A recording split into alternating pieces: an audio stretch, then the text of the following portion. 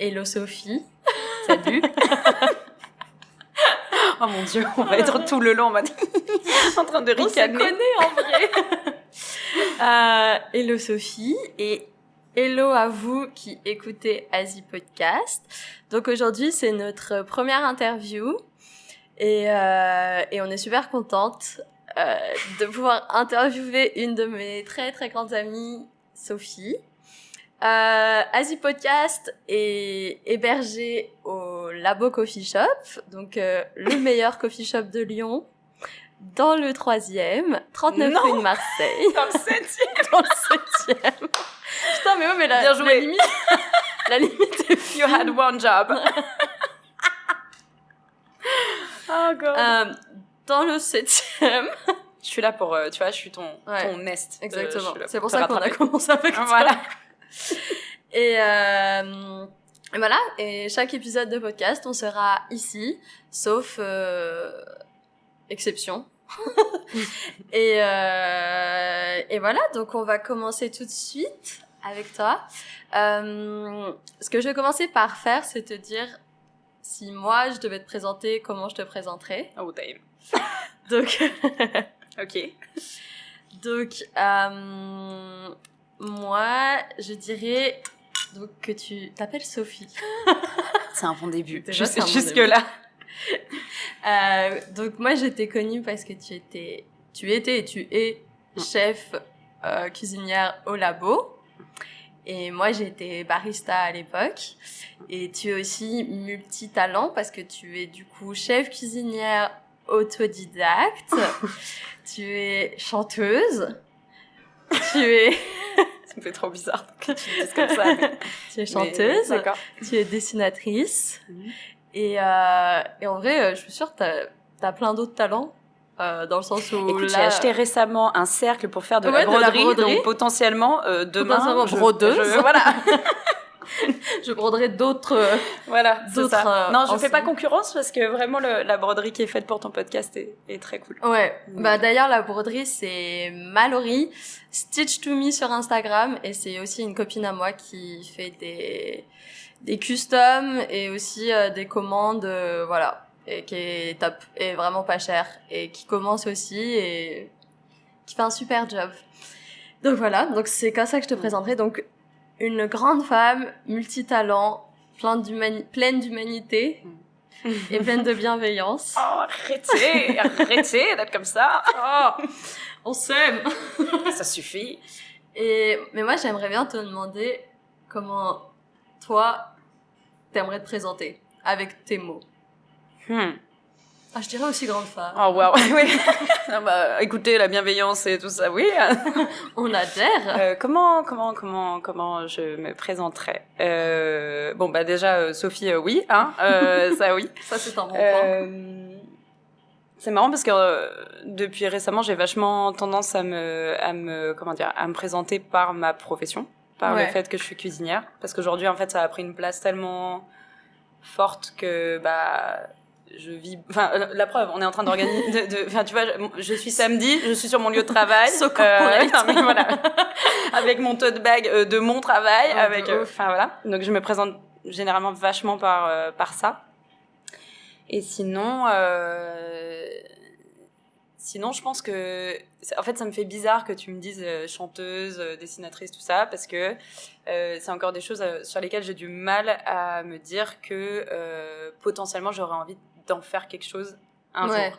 Ça fait son chemin, surtout au niveau du dessin, mais c'est toujours étrange de se dire ça, parce qu'en fait, t'as jamais un stade, je trouve, que tu passes où c'est acquis, genre. Ouais, et où tu te dis genre, ah, ça y est, là, je sais dessiner. Mais en fait, je pense que personne se dit ça. Donc surtout que, pour le coup, enfin, certes, t'as des écoles, par exemple, d'art ou de dessin ou quoi que ce soit, mais en général, en ce qui concerne l'art, t'as pas vraiment de... Voici ton diplôme, maintenant t'as toutes les qualités et compétences requises pour être un artiste, par exemple, où t'es là, genre, ben, potentiellement... pas du tout, et potentiellement ce que je considérerais comme être artiste, c'est pas du tout la même chose que d'autres personnes considéreraient, et à quel moment je me sens légitime en fait de revendiquer cette place, quoi. Ouais, et puis en plus moi je sais que quand j'ai commencé à beaucoup m'intéresser à l'illustration, en fait, il y a eu le développement d'Instagram à fond, où là, je pense que pour beaucoup de gens, ça a été en mode, ça a ouvert un monde au niveau du dessin et de l'illustration et de tout ça, où juste, moi, j'étais très blog de cuisine. Alors ça, je les ai poncés. Tu m'étonnes. Genre, vraiment, j'ai des milliers de recettes que je ferai jamais, parce que j'ai pas assez de repas dans toute une vie. C'est pour ça que mon but dans ma vie, c'est d'arriver à faire 12 repas par jour. Oh là là. Mais 12 mini-bouchées par jour. C'est ça. Et un gros plat. Et en fait, quand j'ai découvert tous ces styles d'illustration, j'ai aussi découvert que j'étais super touchée par des choses qui étaient très naïves et très dans le détail pas léché, dans l'imperfection totale, et notamment par le dessin d'enfants. Parce que je suis pas du tout touchée par les enfants. Hein. Quiconque me connaît, c'est que face à un enfant, je suis là genre... quel est cet individu ? Enfin, vraiment, récemment, il y a une cliente à nous qui était là, qui était enceinte, et on était en train de discuter, et vraiment... Bon, ça va, elle est adorable, tu vois, donc elle en a rigolé, et elle est enceinte, très enceinte. Et du coup, je lui ai dit, félicitations pour en montrant son ventre, et tu sais, genre, il y avait 6 personnes autour de la table, en mode, mais elle va y arriver, ou tu sais, tout le monde, genre, oui, on réside à Malaisville, là, tous pour ensemble. le truc, c'était l'enfer. Le cadeau, et du coup, ce côté de dessin d'enfant que j'ai découvert par plein d'artistes qui déconstruisent leurs traits pour arriver justement à cette naïveté et à ce côté très, très imparfait. Ouais. Et en fait, ça a un peu bouleversé comment je voyais le fait d'être artiste ou non, tu vois, le fait de se revendiquer à un moment, moi je sais dessiner tout parfaitement, pour moi un artiste avant c'était quelqu'un qui avait une maîtrise du dessin, et en fait un technicien avant toute chose, quoi. Exactement. Genre tu pouvais te dire artiste quand t'arrivais à dessiner un truc de dingue, et après éventuellement tu pouvais dessiner des bonhommes bâtons et dire que c'était de l'art, mais parce que t'es arrivé à un certain niveau alors que, et du coup c'est pour ça que aujourd'hui moi j'ai beaucoup fait ça par rapport à tout ce que je fais en dessin, c'est-à-dire déconstruire un peu mon trait et à arriver à en reconstruire quelque chose d'autre, et à arriver à dessiner avec plein de techniques, avec de l'aquarelle, avec de l'encre, avec des crayons de couleur, avec des trucs et tout, mais tout en ayant conscience que mon but c'était pas du tout d'arriver à faire, tu sais, des aquarelles où t'es là genre, oh mon dieu, ça ressemble à une photo. Carrément. J'admire beaucoup les gens qui font ça, mais c'est pas ce vers quoi je veux aller. Carrément. Et puis je pense qu'à l'heure où maintenant on peut vraiment tout capturer d'un clic, j'ai l'impression d'être une vieille rageuse quand je dis ça. Mais ok, boomer. C'est qui a 30 ans? La meuf a 21 ans et 22 et des poussières. Oh non. Pardon. C'est bon, Non mais tu vois, tu peux tout capturer, donc à la limite si tu vois un beau paysage, maintenant tu prends une photo, certes c'est impressionnant que tu saches tout reproduire, mais du coup je trouve ça intéressant de se dire, ok, où est-ce que je mets mon âme maintenant dans mon trait, vu que c'est plus une question de représenter ce qu'on a, et une question de d'archiver, tu vois, les souvenirs, comme potentiellement à l'époque où tu pouvais dire ces paysages et tout, c'est des témoignages de ce qu'on vivait parce qu'on pouvait pas le capturer autrement. Maintenant c'est plus genre qu'est-ce que je ressens, qu'est-ce que ressent le monde, comment je peux le... Et en même temps, moi, dans mon dessin, j'ai beaucoup de soucis par rapport à ça. Enfin, de soucis. J'ai des problèmes de riches. Problèmes occidental. Dans mon dessin. Je t'endors pas la nuit. En fait, c'est aussi pour ça, tu sais, quand tu fais une quelconque activité artistique, dès que tu parles, il y a tout de suite une question d'ego qui ressort, où t'es là genre, oula, mais non, en fait. Non, mais de fou. Et en même temps, c'est cool de s'en rendre compte, tu sais. Oui, il y a des gens qui parlent, et t'es là genre, mais parfois ça bloque. Tu veux un mouchoir, c'est quoi ton problème, tu vois? Mais parfois ça bloque, tu vois, par exemple, parfois il y a des situations qui me touchent énormément, etc., où je me dis, putain, j'ai trop envie de faire un dessin là-dessus.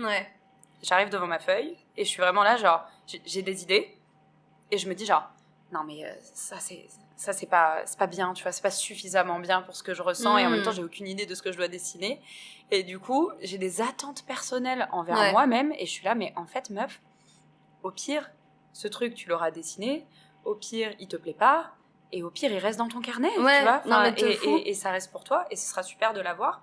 Et ça, c'est un truc que j'ai développé au fur et à mesure, le fait d'arriver à arrêter d'arracher des feuilles de carnet, à tout garder. Ouais, déjà ça. Non, mais tu sais, où tu fais un bon dessin.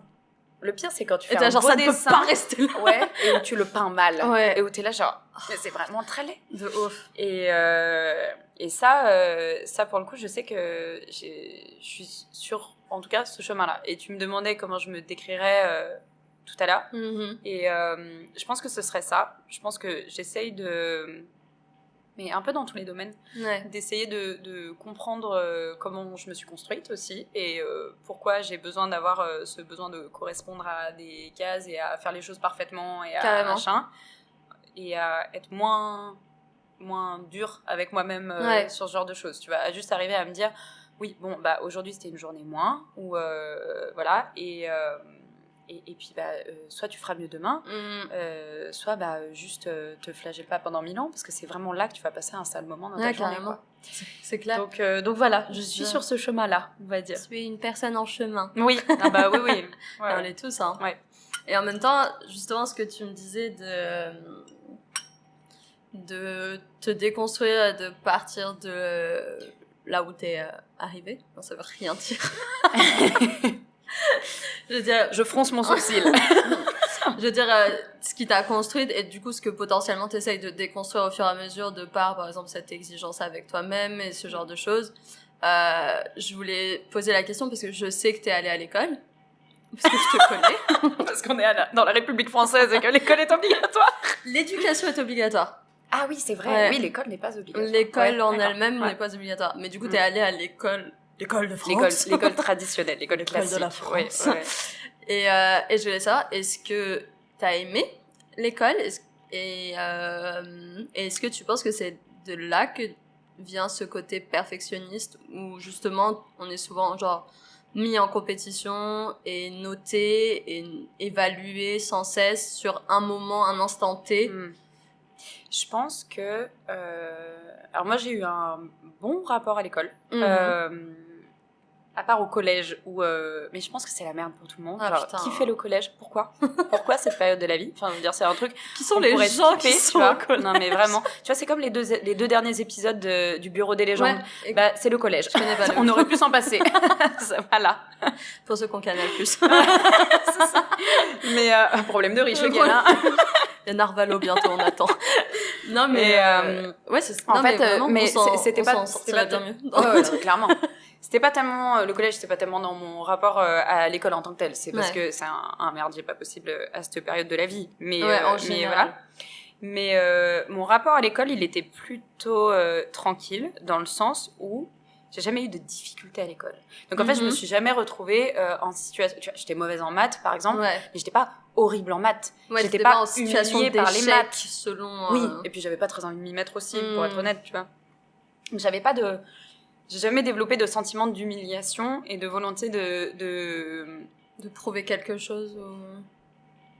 Je réfléchis en même temps. Parce que je pense que inconsciemment, il y a forcément ça, parce que c'est un système de notation, parce que voilà. Mais en tout cas, dans les relations sociales que j'avais à cette époque-là, la valorisation, elle passait pas par le fait d'être un bon élève ou un mauvais élève. Moi, j'étais une élève moyenne, enfin, jusqu'à ma fin de lycée. Après, je suis devenue une meilleure élève un peu par obligation, parce que je me suis dit, bah merde, on devient un peu adulte là. Parce qu'après, t'as fait des études de... Après, je suis allée à la fac. Je suis allée en communication. Oui, voilà, c'est parce que j'avais aucune idée de ce que je voulais faire et que je me suis dit, bah, tu vas prendre un truc super transversal que tu peux faire dans tous les domaines. Pour le coup, tu peux vraiment... Voilà.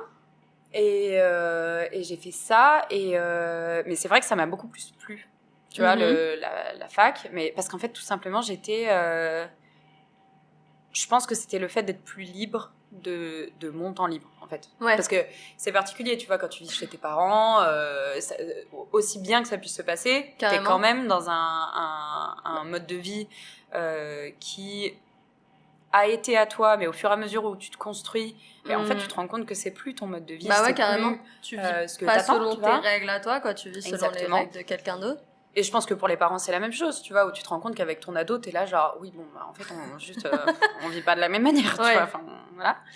Et le fait d'avoir pris cette indépendance-là, ça m'a un peu... En fait, ça m'a donné plus envie de m'investir dans ma scolarité, dans mes études, tu vois. Et aussi, je voyais l'intérêt direct. En gros, quand je suis arrivée à la fac, je savais à peu près vers quoi je voulais me tourner. Et je savais surtout que je voulais partir à l'étranger. Ouais. Et du coup, il fallait avoir des bonnes notes. Et là, je peux te dire que... Oui, parce que c'est sur dossier. Ah bah oui. Et puis, c'est des dossiers... Enfin, ça dépend ce que tu demandes. Mais moi, je demandais le Canada, notamment. Et c'est des... Enfin, faut avoir des bonnes notes. Du coup, là, j'avais une vraie carotte à suivre, on va dire. Ouais, tu savais pourquoi tu bossais, quoi. Et ah bah ouais. Et pas seulement pour mon bac. Ouais. Parce qu'en soi, le bac... Enfin, voilà. Ouais, effectivement. Après, le côté perfectionniste... je sais pas...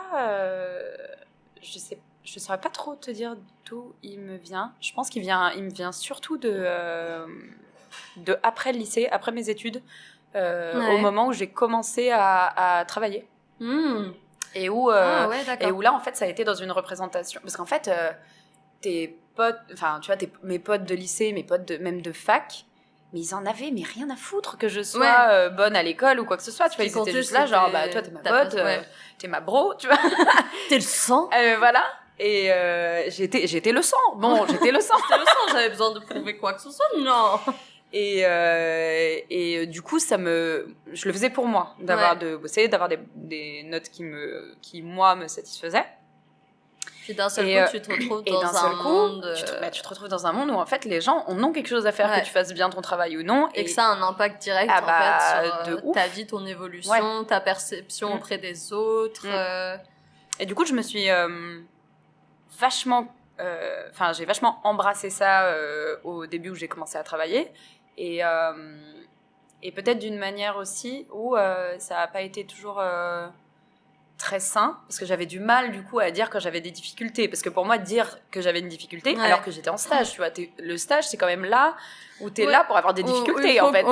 Tu as le droit et tu peux, on est là pour te former et moi j'étais là, enfin je voulais voilà, correspondre à tous les critères, je voulais être en fait je voulais satisfaire la personne que j'avais en face de moi. Et je pense que comme je te disais avant, vu que mes potes j'allais pas les satisfaire en étant une bonne élève, ça m'enlevait un poids. Ouais, carrément. Alors que là, ton patron, forcément, il est satisfait si le boulot est bien fait, un bon travail. Donc, et je pense que j'ai développé ça pour pas mal de choses où finalement, j'ai été assez dure envers moi-même. Le dessin, par exemple, où j'ai dû un peu... et où je suis encore dedans aujourd'hui, où voilà, je dois être plus douce avec moi et accepter que bah oui en fait je serai jamais Picasso, tu vois. C'est un très mauvais exemple. C'est genre cringe. Tant pis, tant mieux. C'est horrible parce que là, tu vois, oh mon dieu, il y a mon âme de féministe qui hurle parce que j'arrive pas à trouver un nom de femme. Putain, j'ai tout qui s'est perdu. Ah putain, attends. Je me casse. Ça faudra couper, hein. Attends, non, mais si, il y a... Vigée Lebrun. Bip. Vigée Lebrun, qui dit mieux Maria Turina, voilà, l'illustratrice dont je te parlais tout à l'heure. Francesca Meneses, enfin bref. Parce que il y a beaucoup d'illustratrices que j'adore, mais parce qu'elles sont plus visibles aujourd'hui aussi. Et que, de fou. Voilà. Et justement, en fait, la représentation des artistes... Enfin, des gens en général, mais là, plus particulièrement des artistes, n'est plus... c'est plus genre des gros monsieur avec un cigare entre les lèvres qui décident. Quelle horreur. Bonjour, j'ai fait un dessin. Non. Il le vomit, son no, quoi. Oui. D'un seul coup. Non, mais il y a du growl dedans, tu vois, dans ce podcast, quoi. Non, mais c'est n'importe quoi. Tu vois, maintenant... on a Instagram, si on veut bosser sur notre visibilité, on a déjà des chances plus ou moins égales. Disons que t'as des carcans qui restent, et ça se voit dans le traitement des images, dans la censure qui est faite par Instagram, dans Facebook, l'algorithme. Voilà. Moi, j'ai mis homme sur mon profil, je me mets en tant qu'homme. Et t'as vu une différence? Bah, en fait, t'as moins de risque d'être shadowban. Ah ouais. Damn. Ouais. Enfin, moi, j'ai pas tellement de risque d'être shadowban. Tu sais, je suis moi, un peu ce genre de personne. C'est horrible parce que j'aimerais bien être ce genre de bien personne. être Non, une mais personne j'aimerais bien shadowban. militer, tu vois. Ouais. Et j'essaye, et ah mon Dieu, pas ma place, quoi. Alors moi, alors que du je mal. suis. Tu vois, c'est des choses dont je me sens vachement imprégnée et tout. Bah oui, évidemment. Et ça me tétanise, tu vois, Et Ouais. tu vois, on parlait de ce côté de perfectionnisme, etc. Mm. Et ben dans le militantisme, j'ai complètement ça, tu vois. Quand je me suis complètement étouffée avec mon militantisme. Mais Il est resté en train de... non, mais clairement, j'ai le militantisme là, quoi. Ou tu vois, quand je poste un truc, j'ai toujours super peur d'être dans... et en même temps, je me dis, mais c'est évident qu'à un moment, tu vas poster un truc... qui plaira. Qui peut-être pas... ouais, et puis qui sera inadapté, parce Ouais. que tu peux pas comprendre toutes les oppressions de tout le monde comme ça, en un Carrément. clin d'œil. Et qu'en fait, là où c'est positif, cette imperfection, c'est que c'est perfectible et que tu peux choisir de la perfectionner. Exactement. Et potentiellement, il y a des gens bienveillants qui vont venir corriger oui. ou te... Je sais plus, la dernière fois, j'avais reposté quelque chose. Je sais plus exactement c'était sur quoi, sur un post par rapport à un truc féministe, je sais plus c'était quoi. Et je crois que c'était de la page Tajoui. Ouais. Il me semble que c'est elle. Et j'ai une copine qui est venue me répondre à ma story après, qui m'a dit, écoute, Sarah, cette jeune fille qui tient la page, enfin cette jeune femme, elle a des propos transphobes en fait. Ah, je crois que j'avais entendu ça, ouais. Bah, c'est Aggressively Trans qui en parle. Oui, ouais. Et donc, si tu repostes de sa page, tu vois, ça veut dire que tu cautionnes potentiellement son discours. Moi, aucune idée. Oui, bien sûr, bien sûr. Et du coup, je suis allée me renseigner. Elle me dit, bah voilà, voici les sources. Tu peux aller regarder sur Aggressively Trans et tout. Elle en parle bien et tout. Machin. Donc, je suis allée voir et j'étais genre, merci, tu vois. Merci de me l'avoir dit en toute bienveillance. C'est sûr que si on arrive sur toi, ouais, connasse, machin. Bah ouais, non mais oui. Ça va pas. Mais en fait, la majorité des gens vont pas. En plus, la majorité des gens vont pas réagir comme ça. Tu vois, vont pas te dire, mais enfin, mais c'est vraiment une horrible personne, mais on va te brûler sur le bûcher. Mais c'est vrai que y a des fois, c'est tellement sensible que peut-être la moindre remise en question peut. Ouais. Moi, je sais qu'à un moment, j'avais parlé sur Polanski et sur le fait que son film avait été affiché au Comédia. Big up. Et j'étais complètement outrée, et enfin pire que ça, j'ai envie d'aller casser leur vitrine. Et je me rappelle qu'on m'a répondu à un moment, ouais, mais qu'est-ce que tu veux y faire, c'est pas étonnant, tu vois. Et ça m'avait tellement touchée, dans le sens où c'était un sujet tellement, enfin pour moi c'est tellement grave. Et je suis là, genre, évidemment que ça m'étonne pas, ce monde, il y a plus rien qui m'étonne dans ce monde, tu vois, genre, je veux dire, je pense qu'on a vu assez d'atrocités et d'aberrations dans ce monde pour pas être étonné, tu vois, mais ça n'empêche pas que je suis en colère, et je pense que tu peux ne pas être étonné, mais ça n'empêche pas que c'est important d'être en colère, parce que c'est la colère qui va à un moment, genre, complètement. faire avancer la machine, parce que si tu restes juste blasé en mode, ah bah ça m'étonne pas, je vais dire, bah, on va pas changer grand chose. Après, tu vois, la colère, moi, c'est vraiment un truc, ça me questionne beaucoup. Parce que forcément, quand t'es quand t'es très confronté à des choses militantes, ou du coup, t'es confronté à beaucoup de violence, beaucoup de... enfin, globalement de la violence. Derrière, moi, je suis un peu là, genre... est-ce que... à quel point cette colère, elle est fructueuse, tu vois, elle vertueuse, on va dire, elle peut amener vers des choses qui sont bonnes, et à quel point elle te pollue. Et en fait, moi, je pense que quand tu te pollues toi-même avec de la colère, c'est qu'ils ont gagné. Et puis en plus, ça se sent. Enfin, tu vois, quand t'es en colère, ça se sent, ça se transmet, et ça, je sais que je l'ai parfois et que j'ai pas envie de l'avoir. Et je pense que il faut... Enfin, moi, je réfléchis très sérieusement à faire parfois des pauses de tout ça. Et je sais que Arthur, mon copain, je fais genre tu le connais pas alors que toi-même tu sais que tu le connais. T'as un copain? Ah bon? Je l'ai pas vu tout à l'heure. Oui, voilà, on n'a pas du tout mangé des nouilles ensemble. Et je sais que il a eu ça à un moment où il a fait beaucoup de manifs gilets jaunes. Côté coléreux, je sens. Ouais. Et où il me disait, c'est vrai qu'en manif, je développe de plus en plus quelque chose de violent, pas extérieurement, parce que... Oui. je veux dire, bon, personne ne Voilà. connaît Arthur, mais tout Bienveillance fois 1000. mais voilà, douceur, voilà, et enfin, mais c'était à l'intérieur de lui, tu vois. Et en fait, moi, quand j'avais des Carrément. discussions avec lui, c'est quelque chose que je sentais. Ouais, que ça bouillonnait. Ouais. Et que ça... Et du coup, il a fait une pause là-dessus. Ça veut pas dire qu'il va plus en manif, ça veut pas Non, dire... carrément. Mais il choisit ses moments et il est là genre, ok, il y a... Enfin, je pense qu'il faut pas se perdre dans tout ça. Et en même temps, bon, bah, il faut y aller, tu vois. Il y a un moment, Non, c'est carrément. des combats qui Bien méritent d'y sûr. aller. Je Mais pense je pense que quand t'es épuisé de tout ça...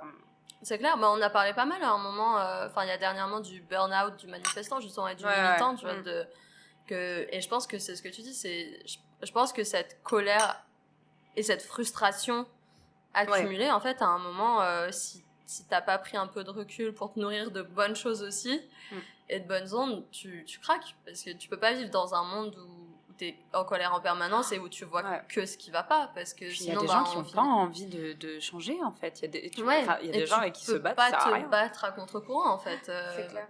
Non, je suis d'accord. Tout un programme. Je m'attendais pas à ce qu'on digresse. Pardon, hein, Non, j'adore, c'est parfait. Mais je me suis dit, non, et puis je voulais te demander, du coup, parce que là, on a parlé un peu de ton parcours où justement t'es allée à l'université post-bac.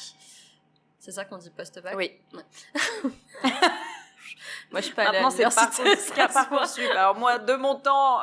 C'était quoi? Moi, c'était pas Parcoursup non plus, c'était admission post-bac. Oui, c'est ça, admission post-bac. APB. Je dis ça comme si j'avais 58 ans. Non, mais n'importe quoi. Même génération, il y a quoi? Il y a quoi? Génération APB. Non, et oui, et du coup, après, t'étais... Blablabla. T'as fait des études, ton stage en communication. Et tu as fait seulement ton stage ou t'as bossé quelques années Alors, pas quelques années. J'ai fait plusieurs stages dans différents lieux à Lyon. En gros, moi, j'ai fait un master qui me destinait. Non, mais à bosser dans le milieu culturel, mais dans le secteur public. Oui, voilà. Donc à faire majoritairement des événements gratuits sur l'espace public pour tout le monde. Enfin voilà, parce que moi j'ai besoin de quelque chose qui me porte et j'ai besoin d'un truc un peu qui fasse du sens en fait, vraiment. Carrément. Donc, qui résonne avec tes convictions. Ouais. Et tu vois, ça c'est par exemple, c'est quelque chose que j'avais pas développé à la fin du lycée. Enfin, je sentais qu'il y avait quelque chose de cet ordre-là, mais j'avais pas posé les mots dessus et c'est pour ça que je suis contente d'avoir choisi la communication au début parce que ça m'a permis de poursuivre un peu ce chemin de réflexion sur ce que j'avais envie de faire. Donc du coup, j'ai fait mon master là-dedans. En même temps, on est si jeune après non, mais lycée, moi, pour moi, c'est qu'on une demande hérésie, à des gens de choisir ce qu'ils veulent faire à 17 ans. Franchement, je sais rien de moi-même. Genre, je sais même pas. Je savais même pas quel était mon cocktail préféré. Donc... Est-ce que je tiens après une bouteille de vodka? Si j'aime vraiment les pénis, qu'est-ce que j'en sais, tu vois? Je me demande pas mon futur. Mais bon, ça, j'avais une petite idée. Mais... Ça, je m'en doutais. Moi, non, si mes parents écoutent... Pardon, Françoise. Chut. Mon Dieu. Comment rebondir après ça? L'enfer. Et donc, culturel. Suite à ça, oui, le secteur culturel. Public. Oui. Non, du coup, j'ai fait mon Master 2 et j'avais un grand rêve. C'était de bosser pour la Fête des Lumières. Moi, la Fête des Lumières, ça m'a toujours fait rêver. J'ai fait toutes les Fêtes des Lumières. Attends, je pense que en tant que lyonnaise et tout, ça doit être un truc... Ah oui, puis moi, il y a un truc que j'ai pas mentionné. J'aurais pu dire ça sur comment je me présente. J'ai 5 ans et demi. Voilà. J'ai 5 ans et demi et j'ai l'intention d'avoir 5 ans et demi jusqu'à dans très longtemps. Et j'adore. Coquillettes avec beurre et sauce tomate. Oh oui. Oh, toi, tu connais les vrais bails. I know you. Et que disais-je? Oui, donc Fête des Lumières. Et pour moi, la Fête des Lumières, c'était, tu vois, il y avait vraiment ce côté-là, le côté féerique en pleine ville, qui met en lumière des bâtiments qui sont ouf, parce que à Lyon, quand même, on a une chance d'avoir un patrimoine là-dessus qui est énorme. Et puis accessible à tous, comme tu disais. Et justement, voilà, et c'est des vraies œuvres, c'est des projets qui coûtent extrêmement cher, c'est quand même c'est un choix culturel en termes de politique de ville qui est très critiqué. Et en même temps, ça apporte un rayonnement sur Lyon qui est assez...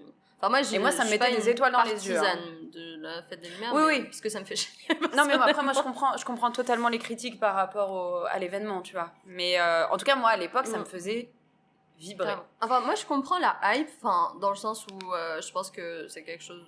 Enfin, c'est assez cool, tu vois, il n'y a pas ça de partout. Moi, c'est juste... la foule, marcher dans le froid, faire des heures de queue pour... surtout avec les vigies pirates. Après, je sais pas, à l'époque, tu vois...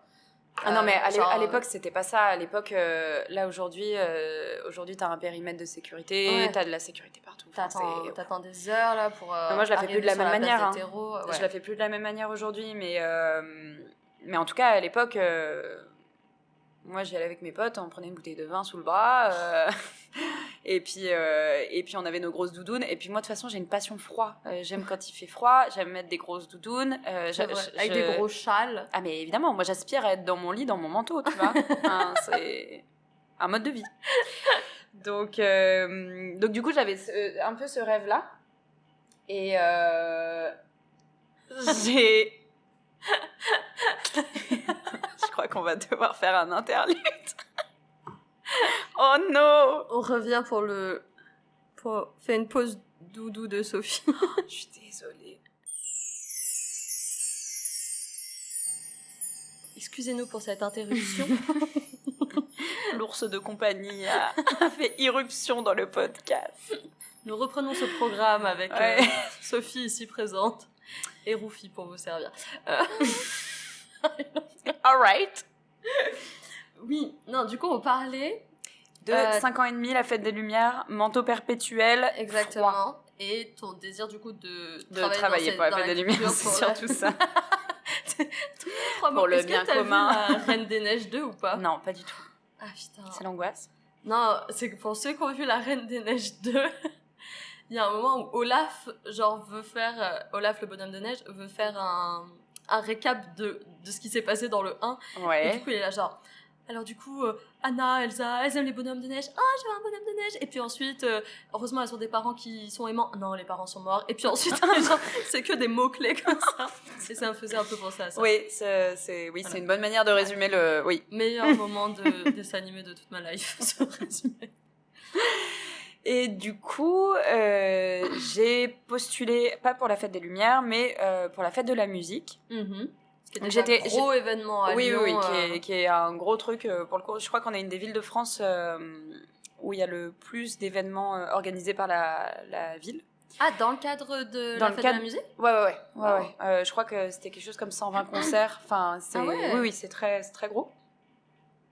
Et du coup, c'est le service des événements de la ville de Lyon qui organise ça et qui organise aussi la fête des Lumières. Ok. Donc moi, j'ai commencé à bosser, j'ai été prise en stage là-bas. Ouais. J'ai fait 6 mois sur la fête de la musique. Et ensuite, j'ai été prise en CDD pour faire le contrat sur la fête des Lumières. Trop bien. Donc génial. Genre, donc moi, j'étais là genre, incroyable. Sauf que... un bonheur n'arrivant pas seul. Il y a eu quelques petits attentats l'année précédente. Voilà. Ouais, donc c'était à ce moment-là, du coup. Voilà. Enfin, du coup, les attentats avaient eu lieu 1 an avant. Ouais. Donc la fête des Lumières 1 an avant avait été annulée. Et moi, l'année où je suis arrivée, c'était le gros flou. C'est-à-dire que on savait pas comment ça allait être organisé. Tout le monde était là genre, bah oui, mais il peut très bien y avoir un sniper qui va prendre un Airbnb sur Place Bellecour. Et nous, on était là genre... J'espère pas. Et oui, bah, va falloir réfléchir à tout ça. Ah ouais. Et du coup, d'où la mise en place du périmètre de sécurité. Ouais, ok, oui, c'est ça, c'est à ce moment-là que tout s'est mis en place. Donc, ça a été une période, comment dire, un peu particulière, parce que c'est bosser dans un événement que moi j'adore, tu vois, créativement parlant et tout, et puis même en termes d'événementiel, enfin, c'est passionnant, parce que tu organises plein de mini-événements en simultané, avec plein d'équipes différentes. Tu es en contact avec des équipes techniques de chez toi, de chez les artistes, des mairies d'arrondissement. Enfin, c'est passionnant. Sauf qu'en fait, du coup, pendant cette fête des Lumières, c'était plus, on était cramponnés aux conseils municipaux et à attendre les décisions politiques qui allaient tomber. De traite sécuritaire, réglementaire. Voilà. Machin. Et du coup, c'était une bonne expérience, mais c'était un peu différent de ce à quoi je m'attendais. Et du coup, ça a été le dernier contrat que j'ai fait dans mon domaine initial. Ok. Voilà.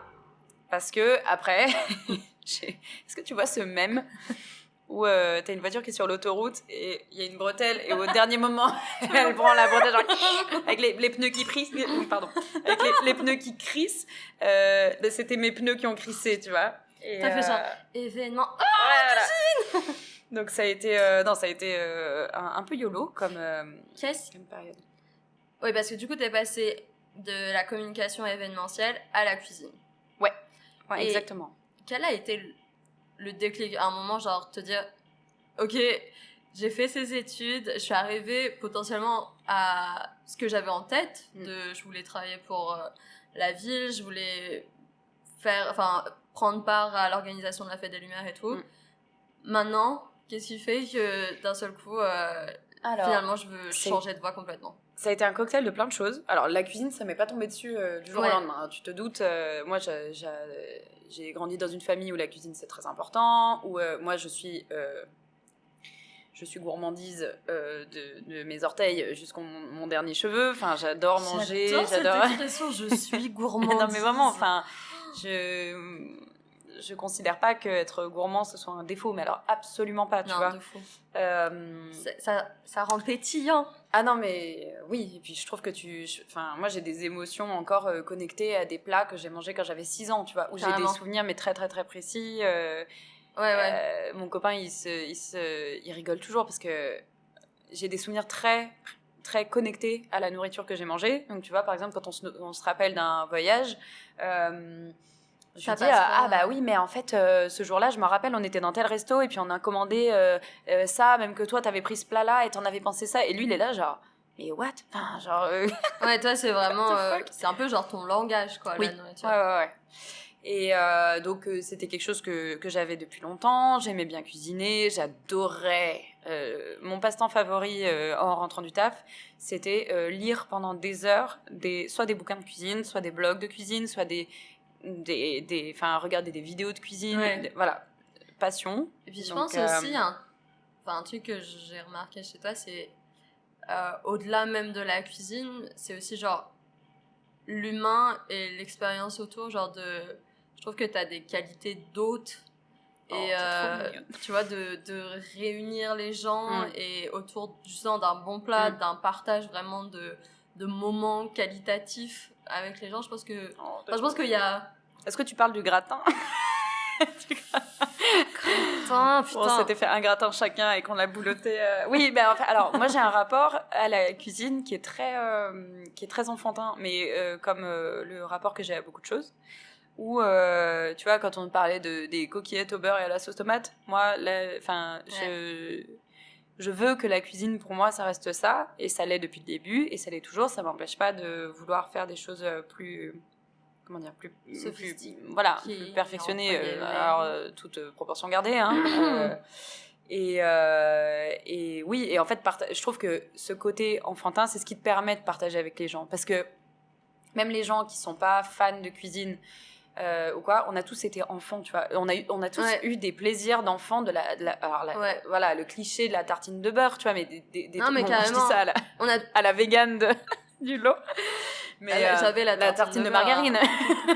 Ton vieux truc végétal à l'huile de palme, là. J'ai fait une tartine d'huile de coco. Blanc sans croûte. Cauchemar. L'enfer. Désolée. Je me suis emballée. Et enfin, il y a ce côté-là, tu vois. On avait fait un temps avec Arthur. En fait, moi, j'aime me marrer autour de la bouffe ou avec des potes, tu vois. Donc, par exemple, on avait fait on avait fait un voyage au Maroc. Et quand on était revenus, on avait organisé un repas avec des potes et on leur avait rien dit. Et en gros, quand ils étaient arrivés, mais c'était full Maroc, tu vois. Enfin, c'était que des trucs marocains. On leur avait ramené des trucs, on leur avait avec genre des épices de là-bas et tout. Et puis on avait fait entrée, plat, dessert tout marocain. On avait fait pareil avec l'Italie. Bon, j'ai voulu faire pareil avec l'Amérique du Sud, et ça fait 3 ans que je suis rentrée d'Amérique du Sud et il y a toujours pas eu de repas chilien, mais j'ai toujours dans un coin de ta tête. J'ai du maté, j'ai du pisco.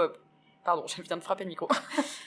j'ai du pisco pour faire des pisco sour, des cocktails, des trucs comme ça. Mais... C'est quoi, pisco? C'est un alcool? Ouais, c'est un alcool... Ah ouais. Je crois que tu m'en as parlé. Ouais, normalement, c'est péruvien. Après, le Chili et le Pérou se battent un peu la création du pisco. Donc, je veux pas créer de... On fera un sondage. Voilà. Salut les Instagramos, aujourd'hui. Salut les Globetrotters. Aujourd'hui, on a besoin de votre aide. Oh my God. Et du coup, j'ai vachement ce côté-là de avoir envie de partager, oui, mais simplement, tu vois, genre, j'ai pas envie d'être là, genre, alors, on vous a préparé une crème de... Enfin, j'aime bien, mais... vous amènerez les entrées. Oui, voilà, c'est ça, tu vois, genre, ce côté, je vous ai mis 16 couverts d'un côté de chaque de l'assiette, et tu utilises le bon couteau, s'il te plaît. Voilà. Donc, j'aime bien quand les gens se sentent pas... intimidé par un repas. Quand quelqu'un se sent intimidé par un repas, pour moi, c'est pas ça va ce vers quoi je veux aller. Ouais, non, carrément. Donc c'est pour ça que je rebondissais tout à l'heure sur la coquillette, mais c'est exactement ça. C'est la simplicité, le fait que c'est de la pure gourmandise, c'est ça te remplit de quelque chose de doux et voilà. Carrément. Et potentiellement, c'est un langage universel pour plein de gens, parce que comme tu dis, ça rapporte à un souvenir qu'on a pu avoir dans notre enfance. Ouais. Et finalement, on peut tous se reconnaître là-dessus. En tout cas, en tant qu'occidentaux. Ouais. Je pense que si je demandais à mon père, ce serait pas les coquilles. Ouais, ce serait... What? Le tagine, ouais, peut-être. T'es coquille quoi? Oui, bah, tu sais, mon père, il est de Lille, alors ce serait peut-être la fricadelle, je ne sais pas. C'est quoi la fricadelle? Je sais pas, je me suis lancée dans un truc. je sais même pas. Attends, c'est une espèce de croquette. Ah, c'est pas le truc graisse de porc, là? Non, c'est pas si, potentiellement, potentiellement, c'est frit dans la graisse de porc, tu vois, mais... Tu vois, ça ressemble un peu à une knacky, enfin, je ne sais pas, mais une boulette de viande composée de porc, de veau, de pain, de lait et de muscade. Ouais. Ok. Composée de queue de filet contre filet. Ah oui, ça fait un choc pour une végane. Ah ouais, bah ça, ma pauvre. Ok. Voilà. Okay. Donc, enfin bref. Voilà. Très bien. Pas de fricadelle en vue dans ma cuisine, mais en tout cas, j'avais beaucoup ça du coup dans mon côté cuisine. Et après, comment j'en suis arrivée à prendre cette bretelle de l'enfer, c'est que dans un coin de ma tête, depuis longtemps, il y avait à ce moment-là tout un mouvement de personnes qui, après avoir fait une carrière dans quelque chose, se tournaient vers la cuisine. Mm-hmm. Dans ton entourage? Non, de façon générale. C'était vachement médiatisé, tu vois, des parcours avec des gens qui changeaient de voie. Ok, grosse reconversion cuisine. Voilà. Ok. Et donc c'était très à la mode à ce moment-là. Et du coup, moi, j'étais là, genre, c'était une envie depuis longtemps. J'avais dans un coin de ma tête l'idée d'être là, genre, j'aimerais bien ouvrir mon petit salon de thé, mon petit café, où je ferais des petits plats mijotés pour les gens, voilà. Et en même temps, quand j'ai eu cette idée un peu plus sérieusement, je me suis dit, mais attends, est-ce que c'est une vraie volonté ou est-ce que c'est, tu vois, un truc que t'as parce que tu l'as vu, que tu l'as lu encore et encore. Voilà. Ouais. Et donc, et en fait, comment dire, j'ai pris la décision sur un coup de tête de partir en voyage en Amérique du Sud avec une très chère amie à moi, big up Marie. Oui. Et on est parti 3 mois.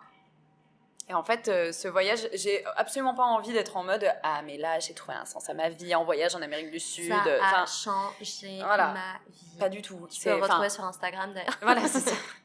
C'est pas le voyage en soi, c'est juste, je pense que le fait de faire une pause et d'avoir un recul aussi... je pense que ça fait un peu l'effet d'une retraite, tu vois. Et puis, t'es vraiment loin... des opinions. Ah oui. Vraiment, pour le coup, tu peux pas vraiment être influencé, quoi. Là, t'es en terrain inconnu avec toi-même, quoi. Clairement. Et du coup, je me rappelle, on a fait un premier mois au Pérou, et ensuite on est arrivé à Cusco, donc toujours au Pérou, mais au sud du Pérou. C'était nos derniers moments là-bas, avant d'aller en Bolivie, puis Chili, tout ça. Et on s'est posé pendant 2 semaines dans la même auberge de jeunesse à faire un peu, tu vois, un peu en étoile, tu vois, aller par-ci par-là, voir le Machu Picchu, voir des choses comme ça. Et en fait, on avait vachement de temps dans notre auberge de jeunesse, qui était super agréable, qui est super confortable, ce qui était vraiment pas le cas de ce qu'on avait eu le premier mois. Donc voilà. Et j'ai eu le temps de me poser et de vraiment me renseigner sur Internet. Ok, bah vas-y, fais des recherches. Qu'est-ce que ça demande d'ouvrir un lieu, qu'est-ce que ça demande en termes de formation, de budget, de machin, enfin des trucs, tu sais, la partie pas marrante du biz. L'administration. Clairement, c'était ça. Et en fait, je me suis dit, bah écoute, ça se tente. Et j'ai pris la décision d'essayer de bosser en restauration, sachant que mon copain étant banquier, il avait aussi un regard qui était vachement pragmatique là-dessus, en me disant, écoute, meuf, si jamais tu veux faire quelque chose là-dedans, il faut pas forcément que tu aies une formation, mais par contre, il faut que tu aies du bagage. Il faut que tu aies de l'expérience. Il faut que tu puisses arriver à un rendez-vous bancaire ou à tout autre rendez-vous d'ailleurs et dire, je sais de quoi je parle. Moi, je veux faire ça. Et en fait, je vais vous expliquer pourquoi mon idée est valable. Ouais. Et ça, clairement, quand tu n'as jamais bossé dedans, c'est possible. Bien sûr. La suite de ce que je vais raconter le prouvera. Ouais, et en même temps, c'est vraiment un truc que je conseillerais à personne. Le nombre de gens je vois... Je pense le labo, c'est vraiment l'exception qui confirme la règle. Voilà, c'est ça. Mais pour moi, je vois tellement de gens qui ouvrent des lieux et je suis là genre, bah ouais, ton service, il est merdique, frère. Enfin, qu'est-ce que tu veux que je te dise, tu n'y connais absolument rien. À un moment, faut... Bah, en fait, moi, je vais pas me lancer à faire du bobsleigh professionnellement parlant, juste en ayant regardé 3 vidéos.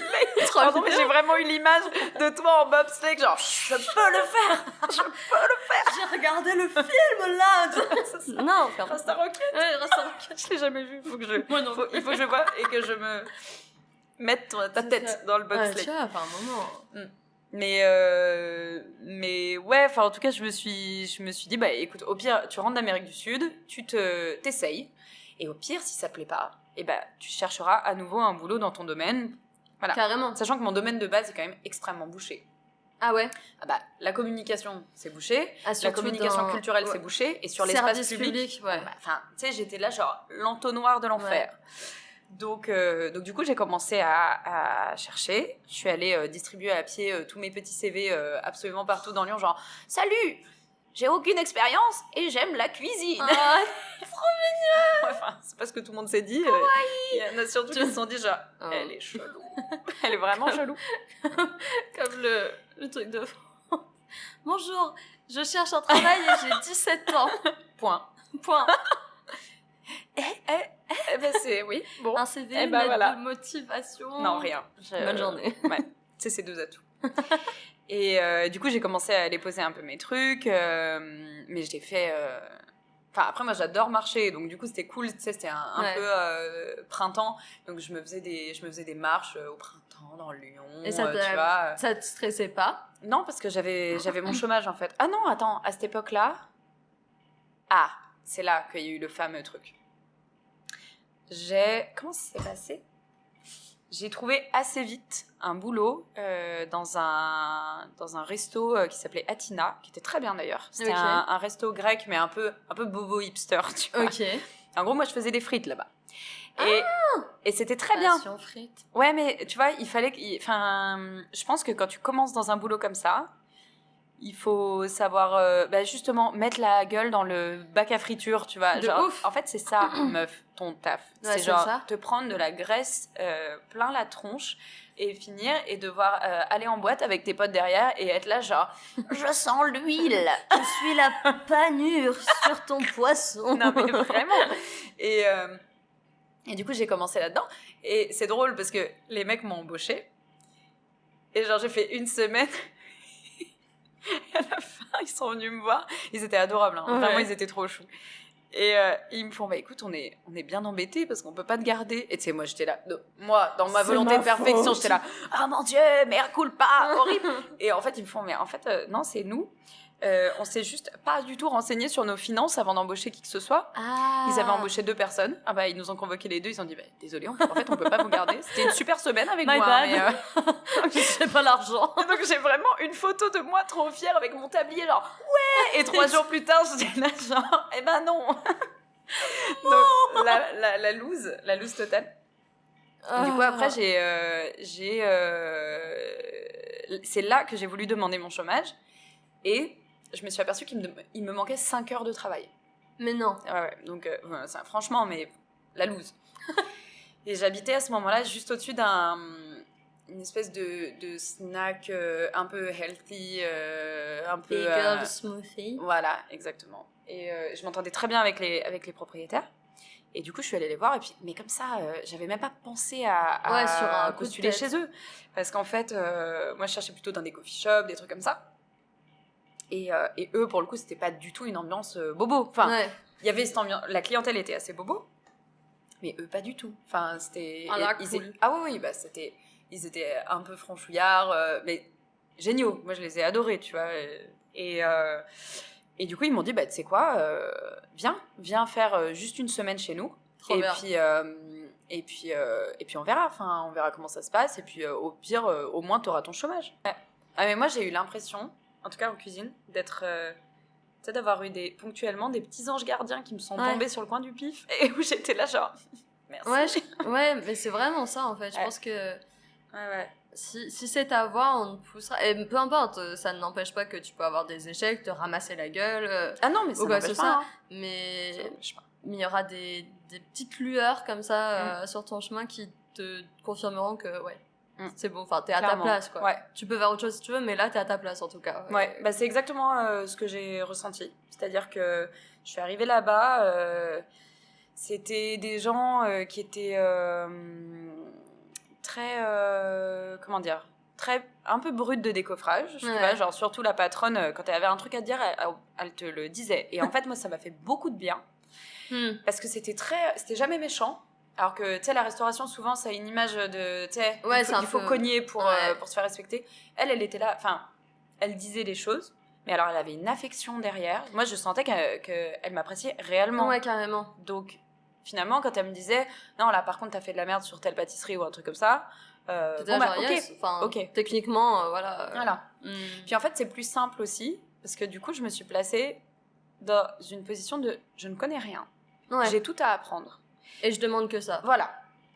Et ce qui est différent de quand tu sors des études où en fait tu sais rien sur rien quand tu arrives dans un travail et qu'on attend de toi que tu sois compétent, ce qui est ahurissant en fait. Enfin, surtout et puis surtout dans un monde en constante évolution et croissance. Enfin, je veux dire, surtout par exemple dans la communication ou la culture ou des choses comme ça, où t'es là genre mais en fait dans 3 ans ton savoir il est obsolète. Enfin, faudra que tu le mettes à jour, quoi, parce que ça bouge constamment. Et même, je pense, dans la cuisine, enfin, pour plein de trucs, de toute manière, si tu stagnes à un moment... Mais du coup, c'est différent en cuisine, parce que vu que c'est une passion, j'ai pas l'impression de devoir forcer le truc à devoir me tenir au courant. Parce que c'est genre, ah non, j'adore ça, quoi. Je dois apprendre des nouvelles recettes. Voilà, c'est ça. Et du coup, j'ai passé 6 mois là-bas. Yes. Je m'occupais de faire toute leur pâtisserie. Donc, alors... Quand je dis ça, tu sais, ça fait vraiment genre ah ouais, ok, la meuf. Non, j'avais des fiches recettes que eux avaient faites auparavant. Tout était maison, très bien. C'était plus de la confection. Mais c'était de la confection. Il n'y avait pas de création, et ça m'allait très bien parce que moi, clairement, j'en étais pas là, quoi. Enfin, carrément, je faisais des trucs bases, chez moi, mais je me sentais pas légitime suffisamment pour faire de la création. Et ce couple, pendant que j'étais là-bas, au bout de peut-être 4 mois, a vendu le resto à un nouveau patron. Oui. S'il m'entend, il va pas être content, mais en fait, peu importe. Et où juste, moi, j'ai jamais compris pourquoi il avait racheté ça, parce que c'était, il avait aucun intérêt pour ça, tu vois. Vraiment, le mec s'en foutait totalement. Il était à la limite de la légalité sur beaucoup de choses. Il avait très peu de respect pour ses employés, sachant qu'en plus, ça, on peut en parler du truc. Clairement. Il avait des employés qui étaient géniales. Il y a une nana, ça faisait 7 ans qu'elle était là. Elle était au SMIC, elle avait jamais été augmentée, tu vois. Et moi, je suis vraiment là, genre... Vraiment. Mec, tu reprends un resto, tu sais que t'as cette nana-là qui n'a jamais vu une meuf bosser aussi vite et aussi bien. Ouais, et puis dédiée au lieu, enfin, clairement, 7 ans... Ouais. Et il l'a pas augmenté, il l'a pas... Enfin, bref. Ouais, voilà. De toute façon, Donc, c'est ce moment que j'ai choisi pour me tailler vite fait. Ah, mais c'est clair. Bah, surtout à Lyon, en fait, il y aura autant de gros bâtards comme des gens absolument passionnés et bienveillants. Et en fait, si t'es pas quelqu'un d'humainement correct, à Lyon, on peut trouver assez de boulot dans la restauration. Bah, c'est l'avantage. Ciao, quoi. Enfin, tu vois, et puis, c'est pas grave, dans 3 ans, ton affaire, elle coulera parce qu'à un moment, les gens, ça marche pas. Ton turnover, il va être absolument élevé. Et puis, ciao, enfin... Ah oui, non, mais c'est sûr, hein, c'est sûr. Bah, en fait, c'est l'avantage de la restauration, c'est que tu peux tomber... Quand tu tombes sur un connard, tu peux faire le choix de partir parce qu'il y a du boulot. Bah ouais. Enfin, là, on est dans une période particulière aussi, donc bon... C'est un peu plus compliqué. C'est plus compliqué. Mais en tout cas, de façon générale, c'est un milieu où tu as du taf et où tu peux choisir un peu ton environnement de travail. Ce que ça, j'avais pas encore compris. Parce que moi, j'étais encore dans mon ancien... en ancienne réflexion. Et c'est là qu'en fait, je me suis retrouvée à postuler au labo. Oui. Parce que il a posté une offre pour être chef de cuisine pour le café, donc s'occuper de tout, donc de la restauration pour le midi et des pâtisseries qui sont faites pour l'après-midi et le matin pour vraiment le côté café. Et moi, je me sentais pas du tout prête, mais pas du tout. Ouais, j'en étais pas là. Ah, mais j'étais à 1000 lieues. 1000 lieues. Est-ce que c'est le truc de... d'un côté, potentiellement, c'est l'étape suivante vers mon but du futur proche de monter un lieu, c'est mon étape suivante j'ai été dans la confection, certes, pendant 6 mois, c'est ça ? Et maintenant, j'ai peut-être besoin d'un nouveau challenge, d'avoir genre un peu plus à faire et à créer plus de comment on dit, d'autonomie. Et en même temps, je pense est-ce que c'est le truc de j'ai super peur parce que same, et en même temps c'est un peu le boulot de mes rêves à ce moment-là. Il y avait vraiment les deux. En fait, c'est marrant, j'ai eu 2 essais en même temps. Donc, j'ai fait un essai au labo. Et la même semaine, j'ai fait un essai chez Conditori, qui est un resto qui est, je crois qu'ils ont... Enfin, en tout cas, c'est sûr, ils ont vendu celui où j'avais fait mon essai. Mais, et j'aimais beaucoup ce resto, j'admirais beaucoup la cuisine qui était faite là-bas.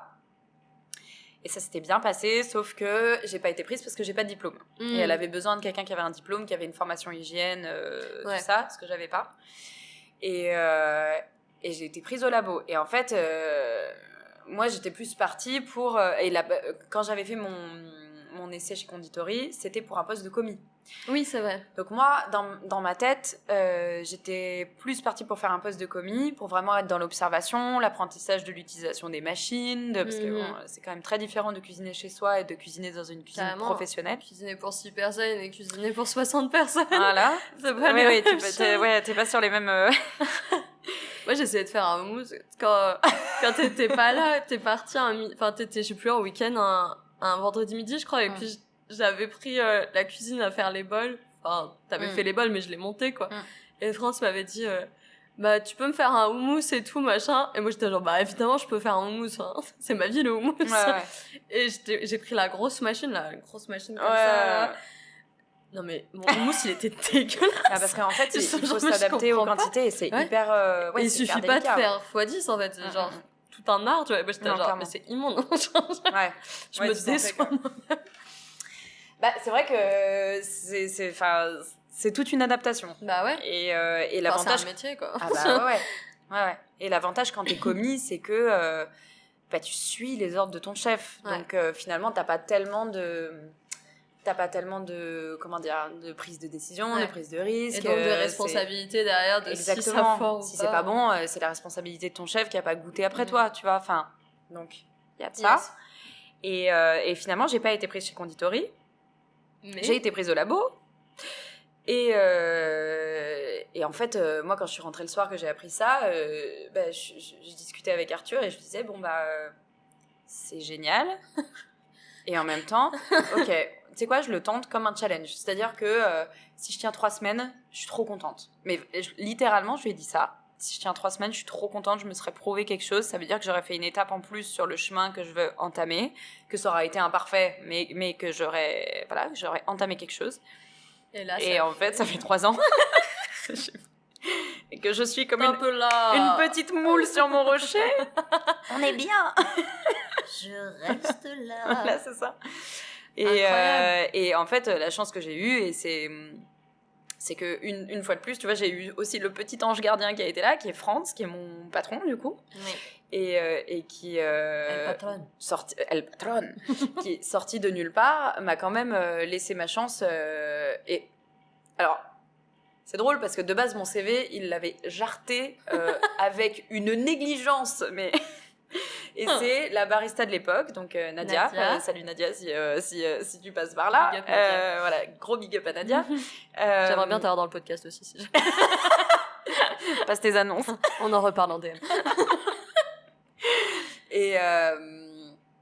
Et en fait, je lui avais laissé mon CV à elle, et on avait discuté, et c'est elle qui avait insisté auprès de France en lui disant, mais non, mais ça vaut la peine fais lui faire un essai, moi je pense que ça vaut le coup, elle a l'air motivée, voilà. Donc 2 anges gardiens sur le labo. Voilà, exact. Un premier qui m'a menée au deuxième. Exactement. Et en fait, France, je pense que c'est, comment dire, j'aurais pas pu mieux tomber. C'est-à-dire que de ouf. Je suis arrivée, je pense que c'est une manière qu'il a eu de faire qui aurait pu être très, comment dire, ça aurait pas pu bien se passer avec tout le monde. Parce qu'en gros, moi je suis arrivée, lui il était dans une période aussi compliquée par rapport au labo parce qu'il manquait de personnel. Et en gros, je suis arrivée le premier jour, il m'a dit, bah voilà, c'était ta cuisine, à tout à l'heure. Je t'attends pour 40 personnes. Et j'étais là genre, ah mon Dieu, genre, plaisante, non? Voilà, donc j'ai cuisiné pour mes 40 personnes, on a fait 8 couverts. C'était le pire service de l'histoire du labo. Donc c'était pas avec les burgers? Non. Non, ça c'était autre chose. Non, c'était autre chose, ouais. C'était tout à fait autre chose. Mais du coup, j'ai commencé comme ça, et il m'a laissé carte blanche. Ouais. Et ça a été la chance de fou. C'est-à-dire qu'au niveau des pâtisseries, au niveau du salé, au niveau de... Enfin, j'avais la contrainte de faire des Buddha Bowls, du coup. Mais en soi, j'étais libre. Enfin, il a vérifié mes menus, parce que du coup, on change de menu 3 fois par semaine. Donc moi, je lui envoyais mes menus. Au début, c'était lui qui me faisait mes commandes, et après, j'ai pris le relais sur le passage de mes commandes. Et en fait, je me suis vraiment retrouvée à faire toute seule, tu vois. Donc c'était à la fois la pression et à la fois c'était trop bien parce que je voyais aussi les clients qui réagissaient bien, et du coup ça me motivait encore plus. Et puis je pense que vraiment une des meilleures qualités de France, c'est vraiment sa confiance en les gens. Ça se dit en les gens. Oui. Ça se dit, je te le confirme. Enfin, je pense que en termes de pour pouvoir grandir intérieurement et s'améliorer et donner le meilleur de soi-même, avoir un patron qui a full confiance en toi et qui te dit bah écoute, si tu te foires, tu te foires. Et puis je serai là pour potentiellement te taper sur le doigt si c'était un truc vraiment ou te remettre dans le droit chemin ou voir avec toi. Mais en soi, vas-y, tente, j'ai confiance en toi. Enfin, de déceler le potentiel chez quelqu'un et puis ensuite de le laisser genre battre des ailes comme ça, je trouve que c'est... En fait, moi, ce que je trouve... moi, je trouve ça fou. Enfin, c'est un truc... et je lui ai déjà dit, pour le coup, on en avait déjà discuté, mais je trouve ça fou d'arriver... Surtout que lui, c'est son bébé, tu vois. Enfin, c'est son café, tu vois. Arriver de lâcher les rênes comme ça... Putain, faut le faire, quoi. Moi, je sais pas si j'arriverai à lâcher autant. Et je sais qu'il faut que je calme le côté contrôle freak aussi. En plus, c'est ce qui donne envie, enfin en tout cas à nous, ça nous a donné envie de fou. Pas décevoir cette confiance même de donner le meilleur de nous-mêmes, parce qu'on avait l'impression de faire vraiment partie de quelque chose, quoi. On n'était pas juste au service de quelqu'un et de son lieu, on avait l'impression que c'était notre lieu et qu'on voulait vraiment faire en sorte que ce soit le mieux possible, quoi. Ouais, complètement. Et non, et il a ce côté confiance en les gens, et ce côté aussi tu vois, dans la restauration, je trouve qu'il y a un côté qui peut être vite humiliant, tu vois. Mhm. Ce côté d'aller faire des... Merde, comment on dit ça? Tu sais, quand t'as un nouvel arrivant qui arrive et tu le bâches un Oui, peu, tu le tu vois. bisutes. Voilà. Ce côté un peu bisutage, ce côté je te fais bien sentir que t'es en dessous de moi, Ouais. je fais bien pipi sur le canapé pour rappeler que le niveau hiérarchique il est là, tu vois. Enfin, et moi ça c'est des Tu me trucs. regardes là. Voilà. Et en fait je trouve ça ridicule. Non, je trouve ça carrément. ridicule. Mais il y a beaucoup d'ego dans la cuisine. Il y a oui. Et en surtout général. surtout quand il y a un côté créatif, il y a toujours beaucoup d'ego et beaucoup de et souvent ça pollue les relations. Ça veut pas dire que l'ego c'est à bannir Non, carrément. tout le temps, en tout lieu. Mais à remettre en question régulièrement. En remettre en question et puis à voir en l'autre aussi des choses qu'on ne sait pas faire soi-même, tu vois. Exactement. Enfin, moi, France, quand je le vois faire du café, je suis clairement là, genre, ah bah, ça, c'est ton job, hein. Ouais, Parce que de moi, pas capable. Et puis aussi se dire, bah. Et à l'inversement, quoi. Ouais, et puis aussi se dire, bah, je cuisine très bien, cette personne cuisine très bien, il y a cette place pour nous deux. Oui, on n'est pas obligé ouais, de se chier ouais, dessus bien sûr, pour complètement. arriver au Complètement. sommet, quoi. Mm. Le podcast va bientôt toucher à sa fin. Oh, damn, Ce sera pas si vite. Mais oui. Tu sais, les gens, ils disent toujours ça. Non, Ça mais va oui. si vite, t'étais genre, Janine, ça fait une heure et demie que j'écoute. Faut que j'arrête avec Janine et Jamie, moi j'ai un problème. Mais du coup, je veux en venir parce que on a pas mal abordé là tout le sujet de la cuisine, etc.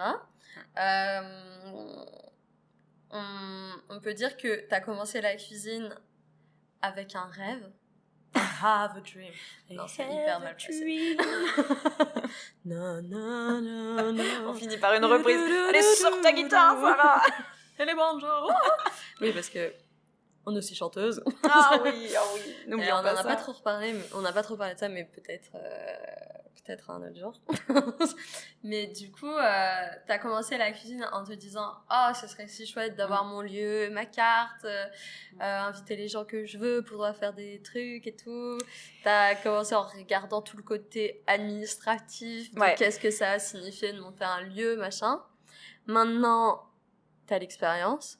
Et quelle expérience? What's next? What's next? Parce que je pense que, enfin, en tout cas, j'espère à l'heure actuelle que t'es secure dans ton talent. Enfin, je pense qu'au labo, on l'a vu en termes de... Alors, j'ai tellement de mal avec le mot talent, tu vois, celui-là, genre, j'ai envie de me cacher derrière.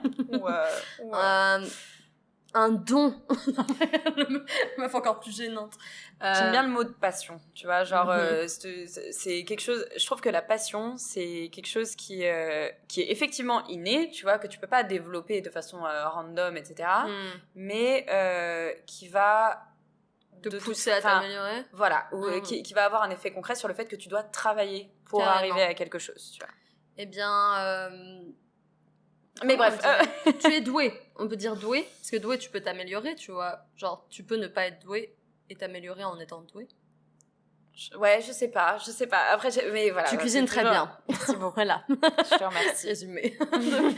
Mais non, mais je comprends ce que tu veux dire en termes de talent. Ça peut être très injuste et très mal réparti. Oui, et puis je trouve que ça a tendance à décourager des gens qui pourraient... Moi, je sais que je me suis beaucoup découragée par rapport à ça, créativement parlant. Enfin, créativement parlant, mon Dieu, ça fait vraiment dégoulinant de, tu sais, genre, moi, créativité. Créativement parlant. C'est pas ça. Carrément, c'est juste, moi, je pense que tout le monde est créatif. Dans ta pratique potentiellement créative, artistique. Voilà. Et je pense que tout le monde a ça. Carrément. Et que selon les domaines, on se bloque avec ce côté de talent. Je veux dire, moi, je me suis pas réveillée un matin en sachant dessiner. Je me suis pas réveillée un matin en sachant couper des oignons, tu vois. Enfin, genre, vraiment pas.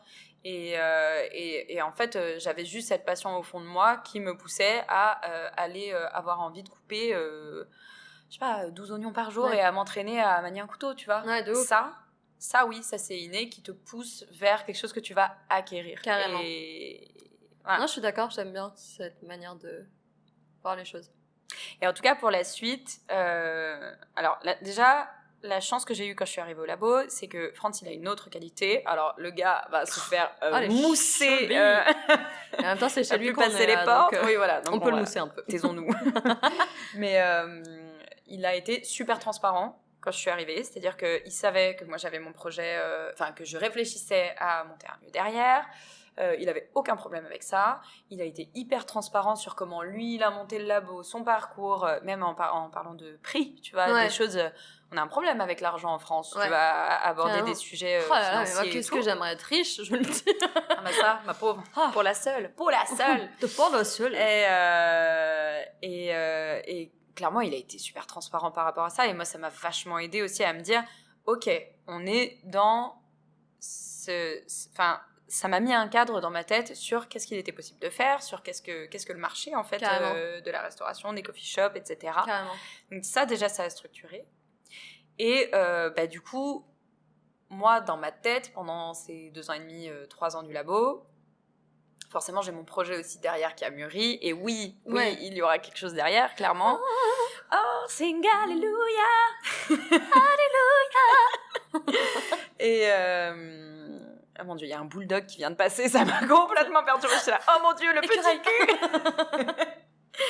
Et oui, il va y avoir un projet derrière, parce que moi, ça me porte toujours autant. Et c'était surtout ça, le truc. 5 ans après avoir commencé la restauration, c'était toujours quelque chose qui me portait. Toujours ce côté de passion qui te pousse à aller acquérir des compétences, en fait. Tous les jours, et est-ce que... Mais par exemple... C'est très romantisé aussi, ce côté... Ouais. Et puis très concrètement, est-ce que tu as envie de te taper 1 heure et demie de ménage par jour de ta cuisine, à aller récurer tes trucs Est-ce que tu as envie de payer le kiné 3 fois par mois? Ouais. Parce que tu piétines toute la journée et que tu t'es niqué le dos. Tu as le dos détruit, détruit. En tout cas, c'est sûr que tu as des impacts physiques qui sont là. Carrément. Et ça, c'était moi, c'était des questions où, avant de commencer la restauration, ma réponse de prime abord, c'était... Ah non, j'ai aucune envie de faire le ménage tous les soirs dans une cuisine. Mais... vu que la restauration, ça fait un max de sous dans ma tête, de base, de petite newbie qui n'y connaît rien, je dis, ah bah oui, mais ils s'en mettent plein les poches. Spoiler alert, pas du tout. Et en fait, ça dépend qui je suis, genre, donnez-moi là. Non, mais déjà, t'as la licence. Just saying. Ouais, non mais... c'est pas pareil. C'est pas le même bise. Mais en tout cas, en bossant dans la restauration, je me suis rendu compte qu'en fait, tu vois, par exemple, le ménage à la fin de ma cuisine, faut se l'imaginer. C'est-à-dire que moi, hier, on s'est fait rouler dessus pendant le rush. On a fait un énorme service. Combien tu m'as dit déjà? Ah, je peux pas. Ah ouais. On va garder secret, mais en tout cas, il y a eu... X Boudabol. Il y a eu beaucoup de monde, ça a twerké en cuisine, clairement. Et moi, en fait, ma fin de service, je l'ai aussi... je suis toute seule. Et du coup, j'en fais ce que je veux. Donc en fait, en faisant mon ménage, j'ai tout simplement mis tout l'album de Starmania à fond les ballons. Et j'étais quand on arrive en ville. Et j'étais quand on arrive en ville. Non, mais exactement. Et j'étais à fond. Et du coup, soit je pars dans des trucs comme ça et ça me fait passer le temps. Soit c'est calme, je me mets une musique calme. Et il y a un côté très méditatif qui me fait redescendre du rush. C'est vachement bien. Et j'ai découvert un petit podcast. Voilà. Et du coup, j'ai découvert des choses qui m'ont confortée dans le fait que j'avais envie, même dans les moments pas rigolos, même quand je suis fatiguée, même quand je suis ultra angoissée parce que c'est un boulot qui, mine de rien, t'amène des angoisses. Que j'ai envie de tout ce package-là, tu vois. Oui, je prends tout le lot.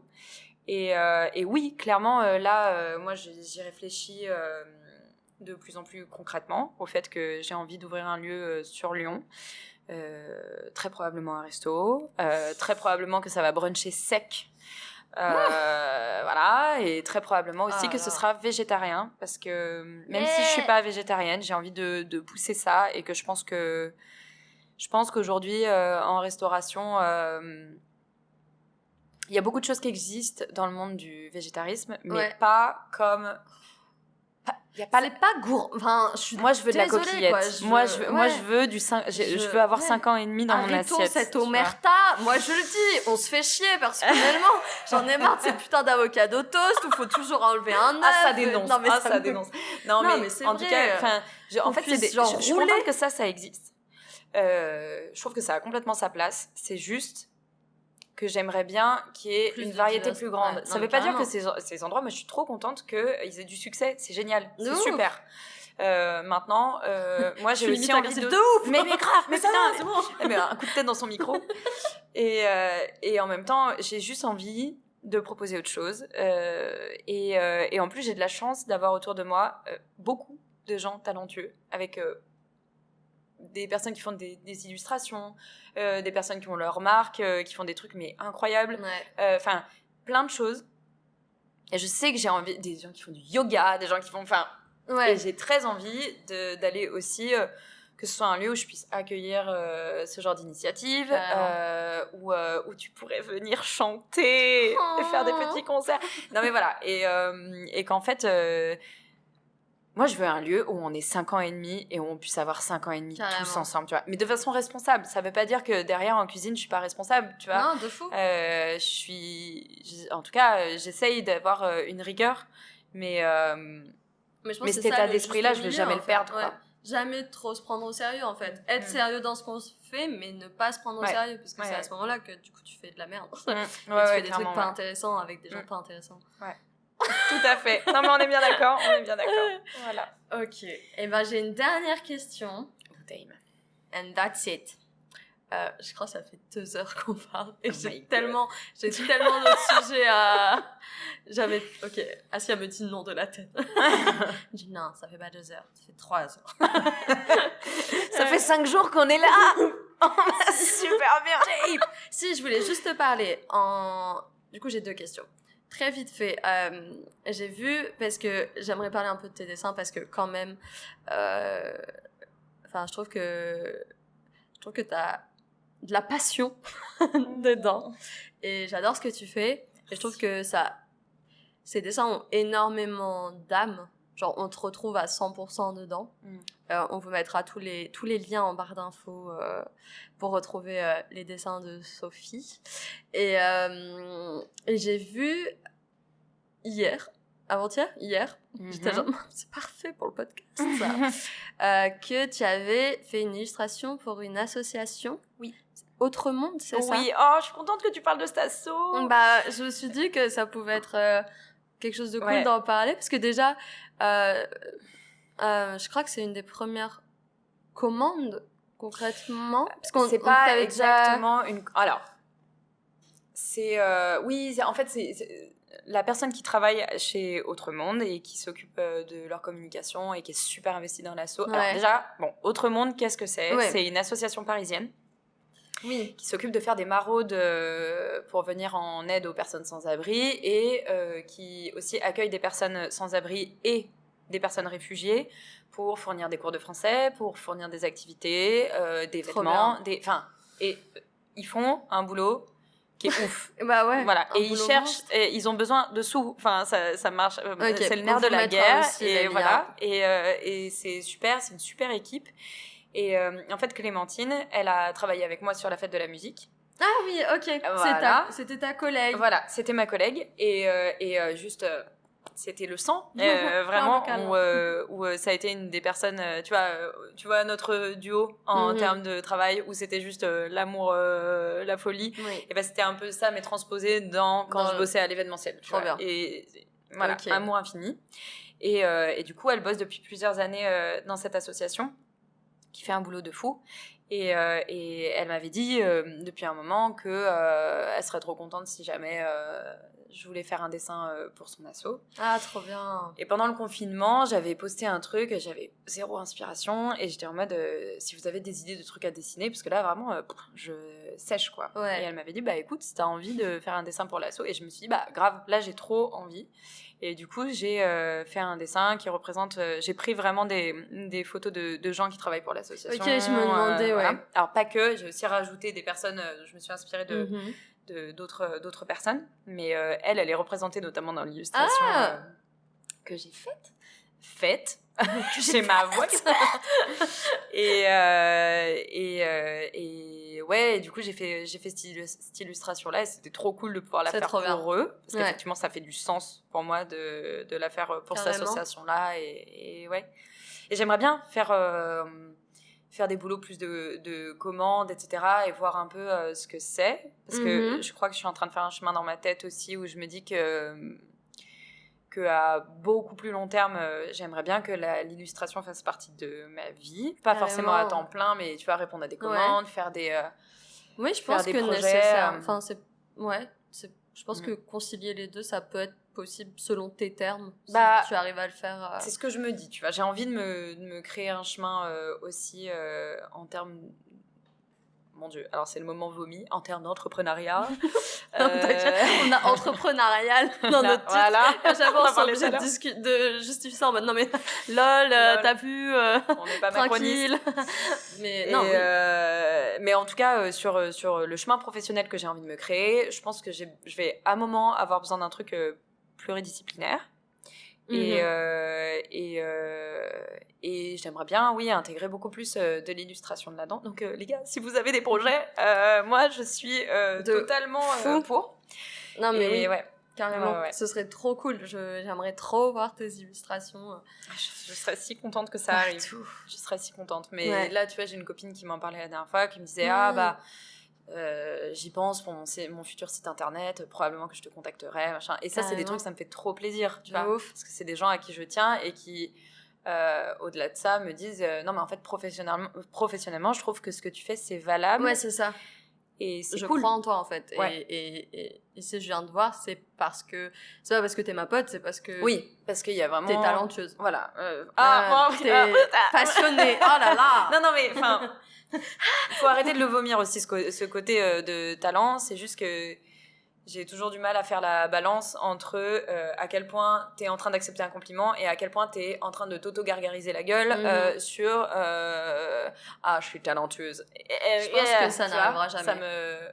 Je pense que si. Me titille toujours. Mais bon. Et je pense que la remise en question et le questionnement indique que ça n'arrivera jamais, tu vois. Je crois que j'ai jamais connu des gens imbus d'eux-mêmes qui un jour s'étaient dit mais suis-je imbu de moi-même? Genre, oui, tu vois, c'est l'histoire du fou, tu vois. Oui, la plupart du temps ils sont là genre imbu, qu'est-ce que non, moi je suis juste tu sais, j'ai pas vécu juste des talentueux. trucs faciles et voilà, tout. C'est ça.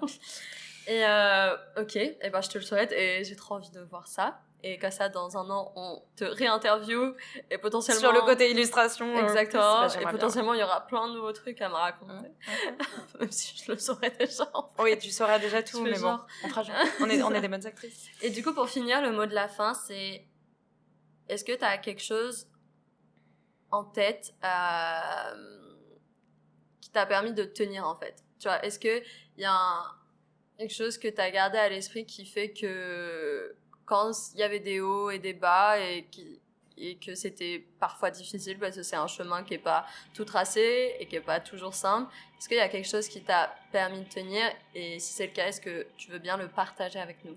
Oui, mais non, je le partagerai pas. T'imagines? Alors oui, la suite au prochain épisode. Niquez-vous. Ciao, loser. Alors, je sais pas si c'est... parfaitement représentatif. En tout cas, c'est la première chose qui m'est venue là quand tu m'as parlé de ça. Moi, je suis quelqu'un qui angoisse assez facilement de base. Je fais du travail là-dessus, mais on n'y est toujours pas exactement. C'est un chemin. Et en fait, quand j'ai commencé à bosser dans la restauration, c'est là que j'ai commencé à me dire tu vas te planter, c'est sûr, parce qu'en fait, tu n'y connais rien. Mais vois les choses comme un exercice. Ouais. Et en fait, encore aujourd'hui, il y a des choses sur lesquelles je me plante et j'ai tendance à les voir comme un exercice. Et je fais chier Franz d'ailleurs avec ça parce que des fois, il se retrouve dans des situations, il est là, mais ça m'emmerde. Je fais Franz, c'est un exercice. Et il est là, genre, oh ta gueule, Bouddha. C'est genre vraiment, mais. Mais je sais que ça m'a énormément aidé aussi à me déculpabiliser, à pas me flageller pendant 110 ans, à me dire mais aujourd'hui j'ai raté la cuisson, tel truc, tu vois. C'est la fin du monde en fait, et je m'en remettrai jamais. C'est sûr que la plupart des gens, enfin la plupart du temps, mais je suis la seule à voir le truc, tu vois. Enfin, t'es pas top chef quoi. Non, mais non. Enfin, juste oui, il y a des jours où c'est pas exactement comme j'aurais aimé que ce soit. Bon comme dans tous les travails en fait, les travaux. Les boulots. Mais et vraiment ce côté de voir les choses comme un exercice et de se dire ok, juste regarder la situation en se disant ok, c'était pas le résultat que j'attendais, et il y aura une autre fois plus tard où j'aurai l'occasion de à nouveau rebondir là-dessus et de faire mieux. Dédramatiser un peu le truc et de se dire et la restauration pour le coup c'est un boulot aussi qui permet ça, c'est-à-dire que tu foires un rush, Bon, bah, tu l'as foiré, demain, mais t'auras le rush de demain. Ouais. Et le rush de demain, il se passera complètement différemment. Ouais. Et peut-être que ce sera très positif. Et c'est aussi pour ça que j'aime ce métier, tu vois. C'est que c'est un truc où... putain, tu traînes pas dans ton vieux pétrole comme un, tu sais, comme un oiseau empêtré dans sa glu, là, où t'es là genre, je vais jamais m'en sortir. Ouais. Non, en fait, Chaque fois, c'est un renouveau, quoi. Ouais. Et... Ouais, voir les choses comme un exercice, c'est comme un potentiel de faire mieux la prochaine fois et accepter que ce soit pas parfait tout le temps. Cool. Trop bien. Bah, c'est un très bon conseil. Bah, je te remercie. Vision de la vie, non, carrément, franchement. Merci beaucoup. Mais merci. D'avoir fait ça m'a ça trop avec touchée. nous.